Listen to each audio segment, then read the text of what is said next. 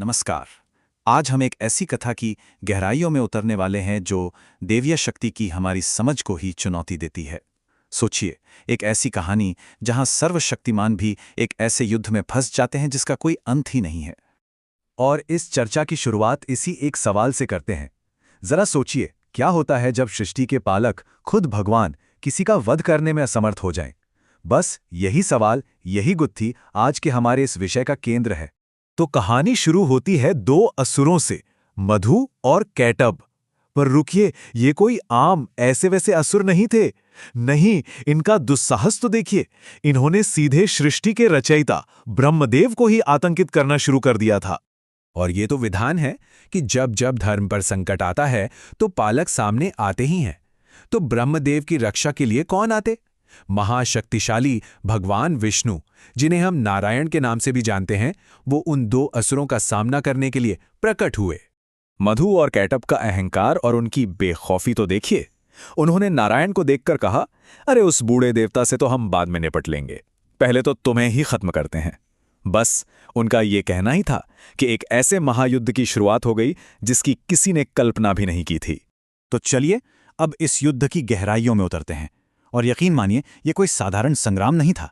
ये एक ऐसा संग्राम था जो समय की सारी सीमाओं को ही लांघ गया था। इस लड़ाई का जो चक्र था ना, वो बहुत ही अजीब था। मतलब नारायण उन पर जोरदार प्रहार करते, ऐसा लगता कि असुर खत्म हो गए, पर अगले ही पल वो फिर से जिंदा होकर सामने आ खड़े होते। हर एक जीत बस कुछ पलों की थी। और ये चक्र एक दो बार नहीं, बल्कि हजारों, लाखों, बल्कि सहस्त्रों दिव्य वर्षों तक चलता रहा। आप कल्पना कर सकते हैं, एक ऐसा युद्ध जो कभी खत्म ही नहीं हो रहा। इस रहस्य का पैमाना सच में ब्रह्मांडीय था।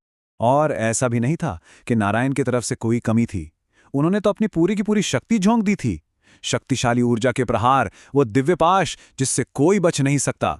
यहां तक कि उन्होंने पूरे समंदर को जमाकर बर्फ बना दिया और अपने आसन शेषनाग से भी प्रहार करवाए। लेकिन नतीजा कुछ नहीं।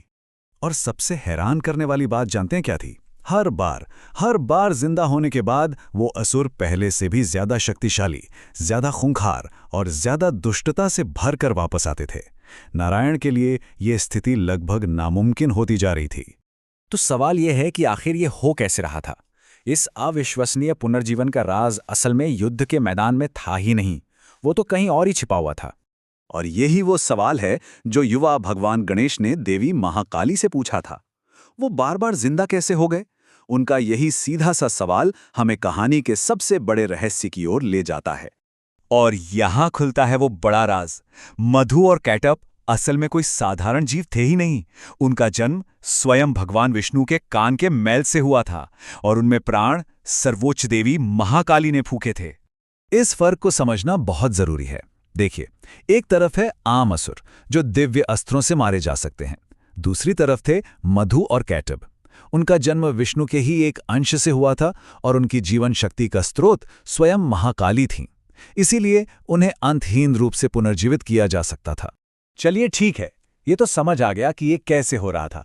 पर अब सबसे बड़ा सवाल आता है, क्यों? ये अंतहीन युद्ध आखिर महाकाली की इच्छा क्यों थी? असल में इसके पीछे एक बहुत गहरा दिव्य उद्देश्य छिपा था। देखिए, ये युद्ध कोई हादसा या नारायण की नाकामी नहीं थी, बिल्कुल नहीं। ये तो एक ब्रह्मांडीय लीला थी जो ठीक वैसे ही घट रही थी जैसी देवी की इच्छा थी। सब कुछ एक बड़ी योजना का हिस्सा था। और महाकाली खुद इसका दार्शनिक सार बताती हैं। वो कहती हैं, तमसो मां ज्योतिर्गमय, मतलब अंधकार पर प्रकाश की वजह तो निश्चित है, पर कब? जब उचित समय आता है, न उससे एक पल पहले न एक पल बाद। तो इस पूरी प्राचीन कथा से हमें क्या सीख मिलती है? चलिए एक एक कर समझते हैं। पहली, कि कर्तव्य का बंधन सबके लिए है, यहां तक कि देवताओं के लिए भी। दूसरी, धैर्य रखना बहुत जरूरी है क्योंकि जीत हमेशा तुरंत नहीं मिलती। तीसरी और सबसे जरूरी बात, हर चीज अपने तय समय पर होती है। और अंत में अंधकार पर प्रकाश की जीत होकर ही रहती है, ये तय है। और अंत में एक विचार, एक सवाल के साथ इस चर्चा को समाप्त करते हैं। क्या ये सिर्फ एक युद्ध की कहानी है, या फिर ये हमारे जीवन के हर उस संघर्ष की ओर इशारा है जिसके पीछे कोई गहरा उद्देश्य छिपा होता है? शायद हर अंतहीन लगने वाली लड़ाई का भी एक सही समय और एक मकसद होता है।